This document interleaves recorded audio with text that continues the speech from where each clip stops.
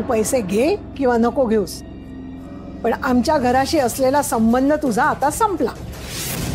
तुला श्रेयसची प्रॉपर्टी हवी असेल, पैसा हवा असेल, पण आम्हाला तू नको आहेस. श्रेयसचा आणि तुझा आता काही संबंध नाही. पुन्हा माझ्या श्रेयसच्या आयुष्यात येऊ नकोस. आणि हो, पुन्हा आमच्या घराची पायरी चढू नकोस.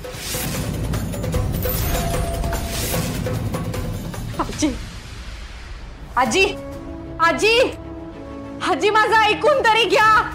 आजी आजी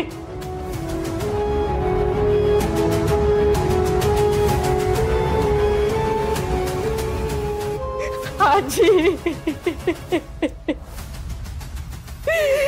तुम्ही शेवटचा आधार होता या घरातला.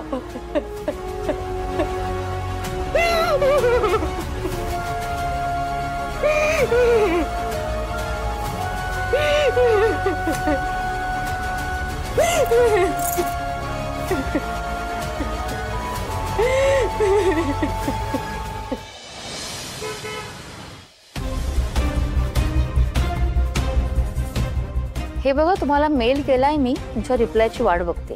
हां, लवकरात लवकर कळवा मला जरा काय ते. हां, चालेल. शकुंतला, आई चूक झाली माझी. तुला खूपच चुकीची समजले मी. तुझ्यावर खोटे नाटे आरोप केले, पण आता मला कळून चुकले. तुझी बाजू खरी आहे. तू इतकं आमच्यासाठी करतेस. यशोधरेच्या नाहीशा होण्यामुळे आमच्यावर जो काही प्रसंग ओढवला त्यातून तू आम्हाला सावरतेस, आधार देतेस, आणि मी मात्र तुझ्यावर आरोप केले. मला माफ कर शकुंतला, मला माफ. आई काय करताय तुम्ही? या इथे या, बसा इथे या. या.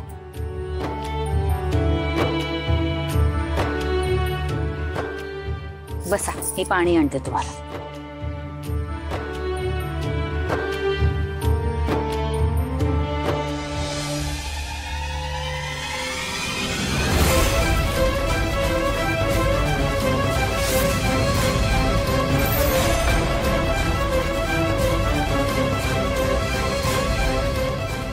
घ्या पाणी.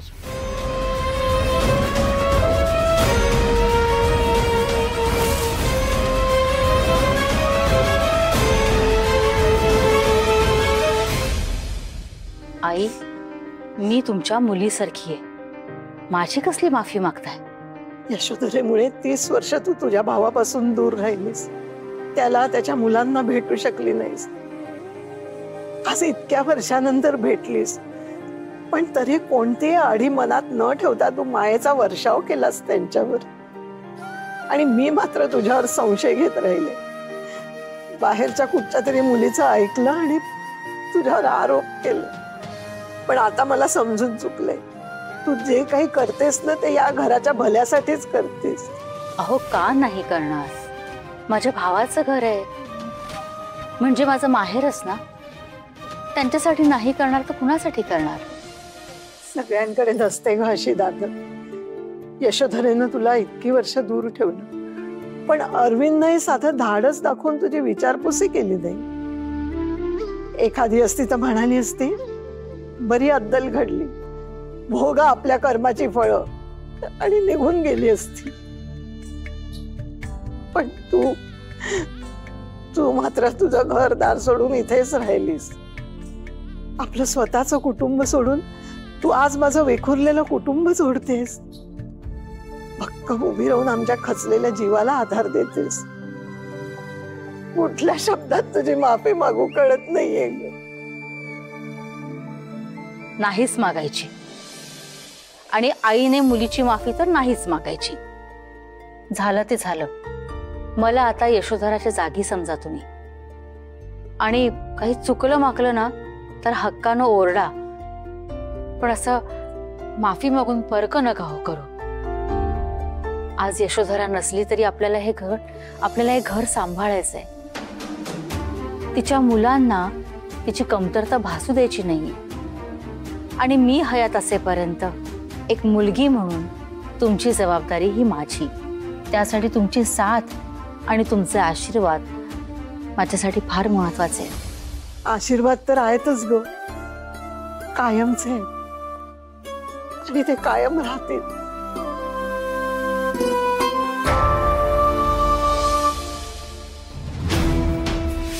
म्हातारी गेली खिशात. आता माझ्या ठरलेल्या मार्गावरून हिचा काटा काढणं अजिबात कठीण नाही.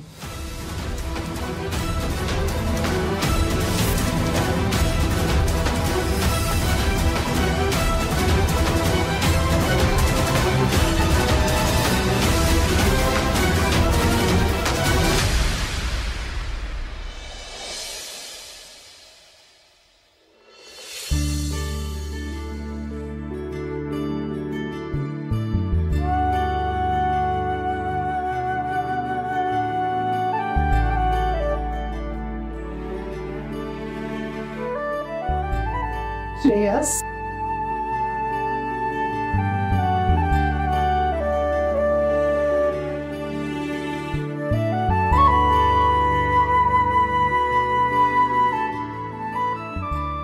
श्रेयस खाऊन घे. नको आहे मला. श्रेयस, असं नाही करायचं. फळं खायची असतात. चला खा पाहू.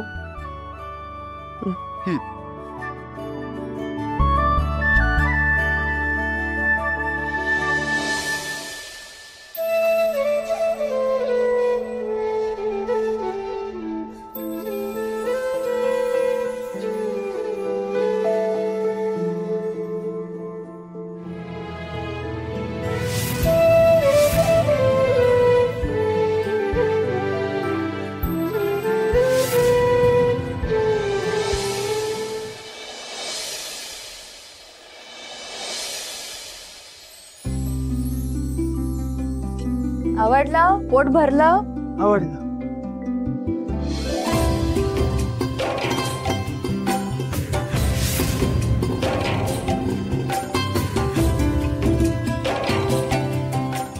मी घेतो.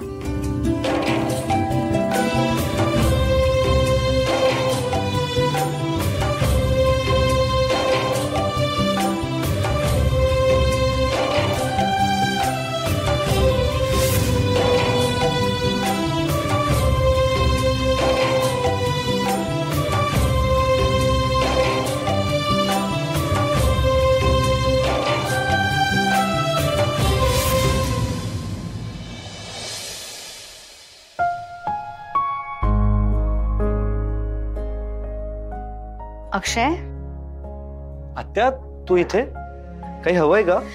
नाही नको, मला काहीच नकोय. मी तुमची माफी मागायला आली. माफी? हत्या, काय बोलताय तुम्ही? बरोबरच बोलती. तुम्हाला असं वाटत असेल ना की तुमच्या आत्याचं तुमच्याकडे लक्षच नाहीये. बरोबरच आहे म्हणा. फक्त श्रेयस आणि श्रेयस त्याची तब्येत बरी नाहीये, त्यामुळे अख्खं घर त्याच्या मागे. पण याचा अर्थ असा नाही की माझं तुमच्याकडे दुर्लक्ष होतंय.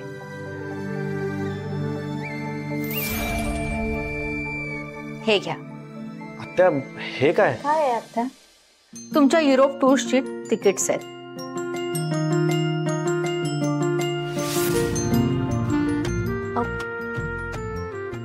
काय? आत्या? हो, माझ्याकडून गिफ्ट. आत्या घ्या. कसं आहे ना, तुमचं नवीन लग्न झालंय पण तुम्ही हनीमूनलाच गेलेला नाही आहात. तुम्ही या जंजाळामध्ये अडकून पडलात. अरे अक्षय, हेच दिवस महत्वाचे असतात. नवरा बायकोंनी एकमेकांचं नातं घट्ट करायचं असतं, नाहीतर पुढे गडबड होते. तेव्हा जा, मस्त एन्जॉय करा. आत्या आणि तिथून परत आल्यानंतर मी तुम्हाला आणखीन एक गिफ्ट देणार आहे. आणखी एक गिफ्ट? अगं आता काय चाललंय? आत्या, तुझं प्रेम तुझी माया बघून भारावून आलंय का? आमची कोणीतरी काळजी करतंय, ही फिलिंगच खूप छान आहे, नाही का श्रावणी? हो. आता खरंच तुम्हाला थँक्यू कसं म्हणावं कळतच नाहीये. थँक्यू म्हणायचंच नाहीये. तुम्ही सुद्धा माझेच आहात. तुमची मॉम असती तर तिने सुद्धा असंच केलं असतं ना. तेच मी करते. आणि हो, तुम्ही फक्त प्रश्न विचारायचे नाहीत बरं का, तुम्ही फक्त आता लाड करून घ्यायचे. चला मग मस्तपैकी युरोपला जा आणि फ्रेश होऊन या आणि नवीन गिफ्टला न्याय द्यायला तयार राहा. आणखी कुठलं गिफ्ट आहे? हो सांगते, ये बैस. माझ्या कंपनीची एक नवीन विंग मी तुझ्या हवाली करणार आहे. काय? आत्या खरंच? हो. आणि एक लक्झरीज अपार्टमेंट देऊन तुमचा संसार नव्याने थाटून देणार आहे. चला मग लाईफ मस्त एन्जॉय करा. कुणाचा कसलाही विचारही करू नका.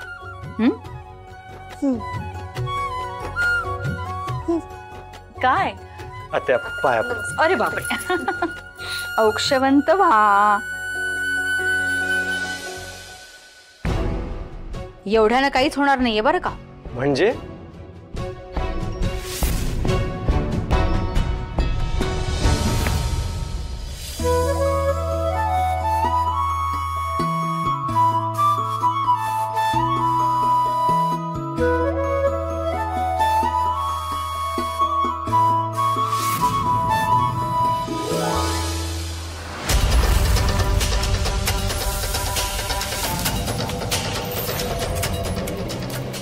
एक बंद असलेली कंपनी देते मी तुला अक्षय. तिकडे तुला काय उड्या मारायचे तर मारत राहा. तुला तिथे इतकी गुंतवून ठेवेन की मूळ कंपनीमध्ये मी काय करते त्याच्याकडे तुझं लक्ष सुद्धा जाणार नाही.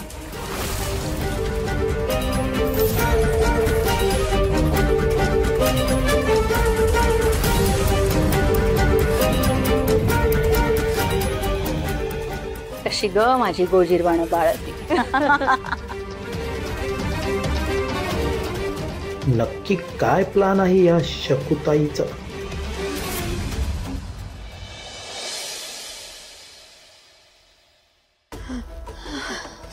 आई खूप त्रास होतोय का?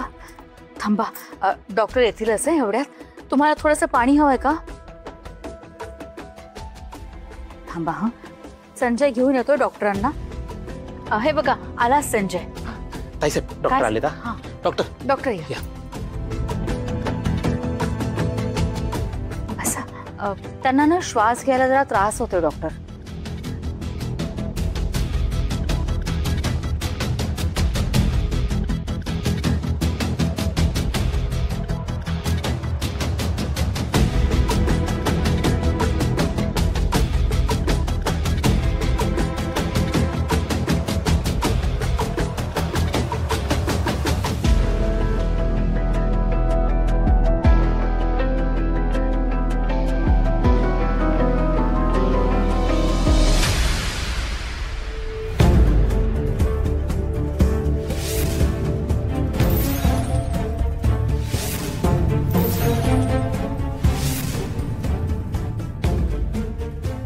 आत्ता मी त्यांना गोळ्या लिहून देतोय, पण घरात यांना काही मानसिक तणाव आहे का?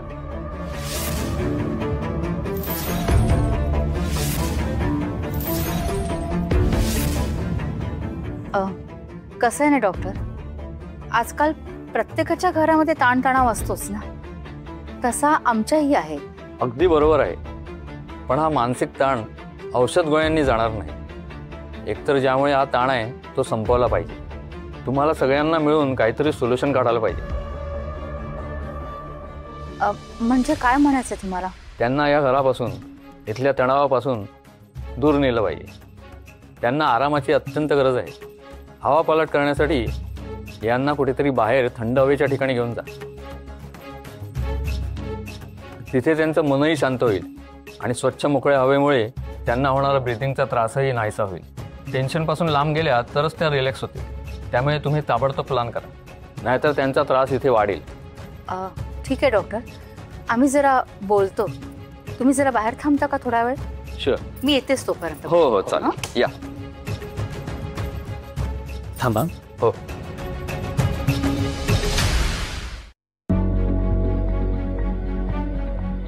अरविंद, मला काय वाटतं, या वयात आईंना असं एकटं पाठवणं बरोबर नाही। मी त्यांच्याबरोबर जाऊ शकत नाही, कारण श्रेयसला सांभाळायला मला इथे थांबावं लागेल। तर तू जाऊ शकतोस का त्यांच्याबरोबर? नाही म्हणजे डॉक्टर म्हणतात की ताबडतोब प्लॅन करा। या वयात आपण आईंची काळजी घेतली पाहिजे ना। आज यशोधरा असती तर। नाही ताई, यशोधरा नसली तरी मी आहे ना। तो आईसारखा सांभाळ केला त्याने माझा। जबाबदारी अटॅचमेंट आहेच, जेवढी यशोधराची अटॅचमेंट होती ना तेवढीच माझी आहे। मी घेऊन जाईन आईला। आई तुम्ही सांगा, तुम्हाला कुठे जायचंय? महाबळेश्वर, स्वित्झर्लंड, तुम्ही फक्त नाव घ्या, मी तिकीट बुक करतो। सांगा। परदेशात जवळ जवळ जाऊ कुठेतरी। ठीक आहे, तुम्ही काय ते ठरवा, मी औषधं मागवते।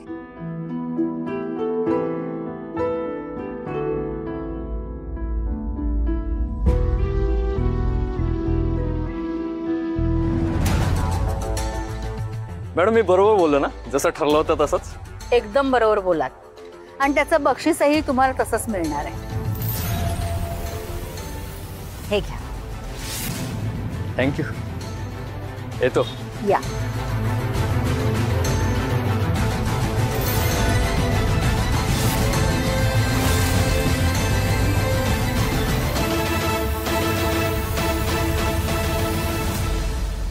मुद्दाम या दोघांना बाहेर पाठवते ही बाई। नेमकं चाललंय तर हिच्या काय मनात?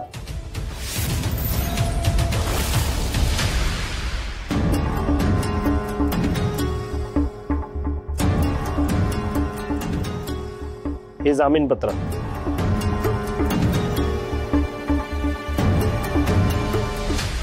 आता तर तुम्हाला तारा मॅडमला सोडावंच लागेल।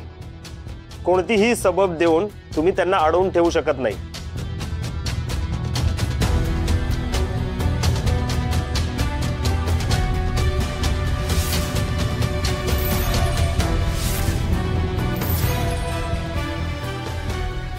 आणि यावर तर 24 तासांची मुदत दिलेली आहे।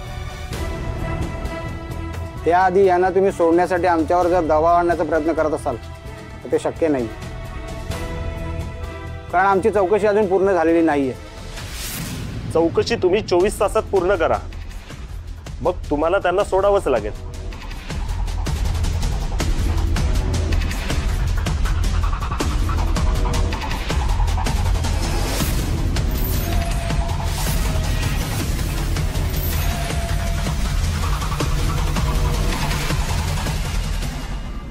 चला।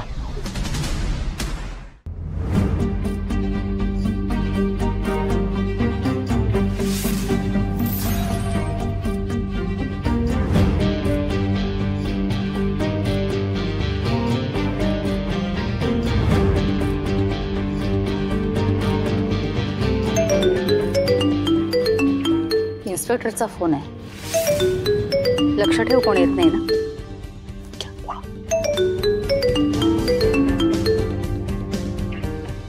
हॅलो मॅडम, ही तारा आणि तिचे वकील डोईजड झालेत, कायद्याचा केस काढतायत। तिला आता जास्त वेळ पोलीस स्टेशनमध्ये नाही ठेवता येणार। 24 तासांची मुदत आहे, त्यामुळे जे काय करायचं आहे ते 24 तासांच्या आतच करावं लागेल। ठीक आहे, एक काम करा, तिला जज समोर उपस्थित करायचं असं सांगून पोलीस स्टेशनच्या बाहेर बंदोबस्तात काढा, आणि पुढे तिचं वाटेत काय करायचं ते मी तुम्हाला सांगते। अहो पण ही केस कोर्टात अजून गेलीच नाहीये। कोर्टापर्यंत पोहोचायचंय कुणाला?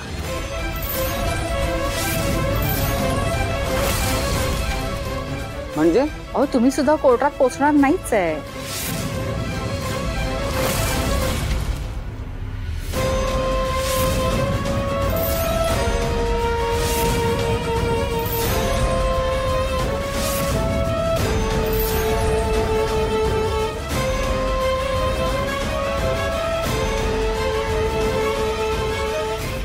आलं लक्षात?